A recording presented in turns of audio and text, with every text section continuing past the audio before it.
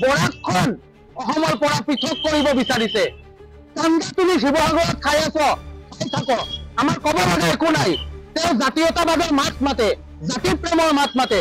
সন্মানীয় বীৰ লাচিত বৰফুকনে কেতিয়াও বঙালী আৰু অসমীয়াৰ মাজত বিভাজন কৰা নাছিলে। আৰু এই মানুহজনৰ নাম লৈ মানুহৰ পৰা চান্দা তুলি থাকে আৰু মানুহক গৈ কি কয়, লিষ্ট বেপাৰ কৰিব আহিলে টেক্স দিব লাগিব।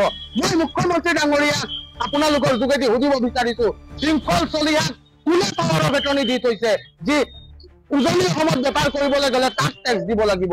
শৃংখল চলিহা যেনেকে চান্দা তুলি থকা মানুহক পুলিচে উঠাই লৈ গৈ এটা 7 ডিগ্ৰী দিব লাগে, কিয়নো এই শৃংখল চলিহাই আপোনাৰ আমাৰ মাজত যে অসমীয়া আৰু বঙালীৰ মাজত যে সমন্বয়, বৰাক আৰু ব্ৰহ্মপুত্ৰৰ মাজত যে সমন্বয়, এই সমন্বয়টো শৃংখল চলিহাই শেষ কৰিব বিচাৰিছে। এইটো আমি বৰাকৰ পৰা তীব্ৰ সকিয়নি দিছো। এই শেষটো আমি হ'ব নিদিও। আমি অসমীয়া বঙালী একেলগতে মিলি আছো আৰু অহা অনাগত দিনতো মিলি থাকিম। লাগিলে অসমীয়া আৰু বঙালী সমাজে গোটাই মিলি আমি শৃংখল চলিহাক বয়কট কৰিম। আমাৰ ইয়াতে আহি চাই যাওক শৃংখল চলিহা। আমাৰ ইয়াতে আদৰ কোণা বুলি এটা জাগা আছে, আদৰৰ মতলব হয় মৰম। এই জাগাখিনি অসমীয়া মানুহ থাকে।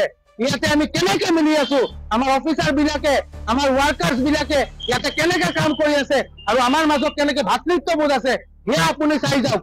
বিনা জানি শুনি বৰাক লৈ অহা অনাগত দিনত এনেকে মন্তব্য নকৰিব, বিদ্যুৎ হ'ব শৃংখল।